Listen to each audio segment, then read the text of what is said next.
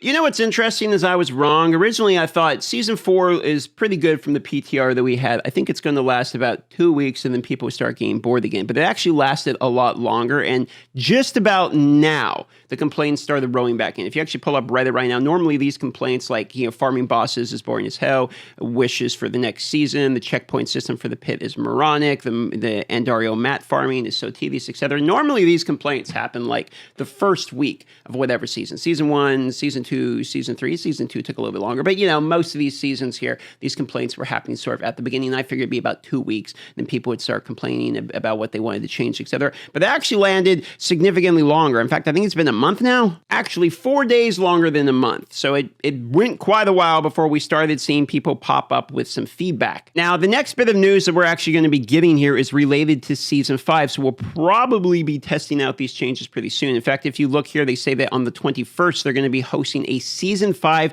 PTR Campfire Chat. They're calling it the Season 5 PTR Campfire Chat. And originally, the PTR was slated to have already been concluded before the mid-season update. So the mid-season update's already published. It's out. It's in the game. And they were originally going to have this PTR be before that and then do the mid-season update. But they flip-flopped this. They thought that would be a better timeline. So tomorrow, I'm sure we're going to be getting probably a date on when the PTR will be open and hopefully get a peek into what Season 5 has to offer. Now, one of the things I'm hoping to see for Season 5 is when Season 4 was all about sort of reworking the itemization. They call it Loot Reborn, etc., item reforging, masterwork, and tempering. And yes, I would like to see some adjustments to things like masterwork and tempering for sure. However, one of the things I'd really like to see is a seasonal mechanic for Season 5. There was no blood powers or anything. It was just a reputational grind and then the loot system because they had to focus all their attention to redoing the itemization, which thank God they did because it's significantly better. But there wasn't really like a seasonal mechanic because the focus was shifted elsewhere.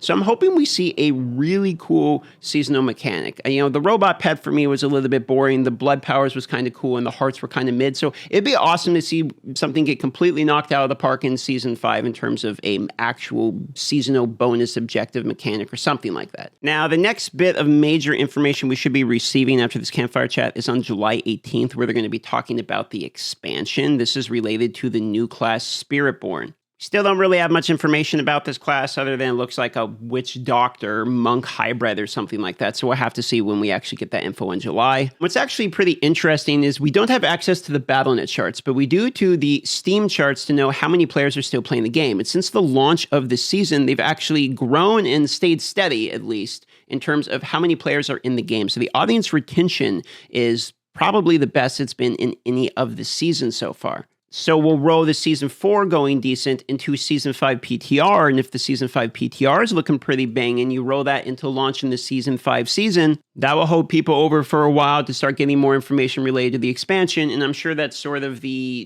drip feed in terms of entertainment and updates, etc. we'll be getting from Diablo 4 for a while. And while I know Season 4 has some issues related to masterworking and tempering, what I'm really hoping they don't do is basically make Season 5 all about reworking that stuff. If you look at, Reddit posts, etc., you're basically going to see that is what people are saying. Wishes for Season 5, tempering rework, mastery rework. I'm hoping that we don't get a rework of a rework.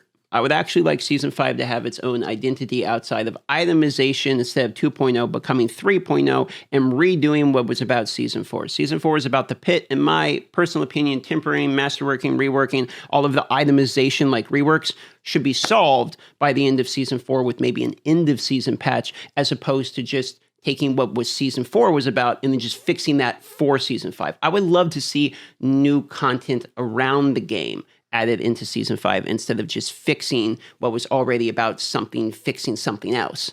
Also, a lot of the feedback I'm seeing is related to farming bosses, material mats, all of the same complaints being basically boring and that people don't want to do it. I don't think resummoning them as the suggestion, can we just summon them over and over and over again, is going to make that not boring. I think we need a variety in terms of things to do. The game's in the most fun state it has been, but if you're only doing the same thing over and over and over again, you're going to get bored basically no matter what. So just add more and more activities to the game, which makes me come back again to a seasonal mechanic, something else to do.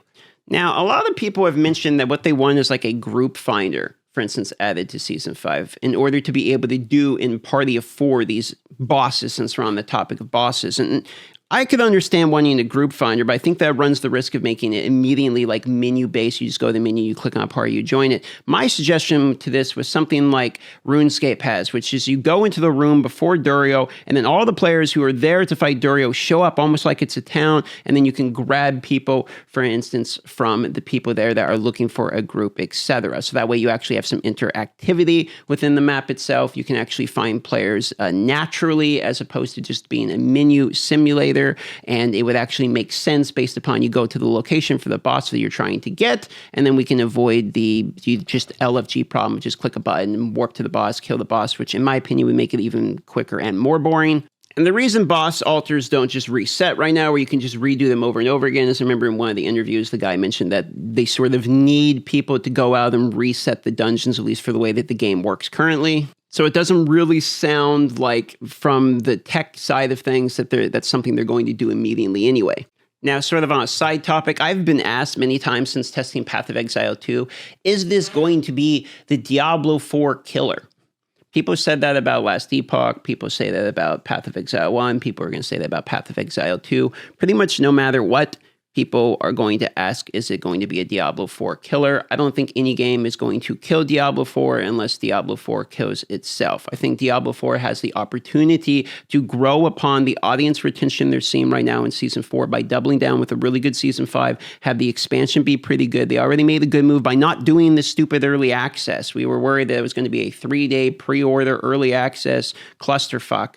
They didn't do that. Thank God. Yes, there's like the $90 you can buy cosmetic wings, whatever, but $40 for the expansion. It's like, okay, they're right on the line of sort of the most expensive it should have been. So that could have been a disaster. So I think that Diablo 4, the only way that Diablo 4 basically kills itself and becomes dead, because you could argue it's basically dead in Season 3.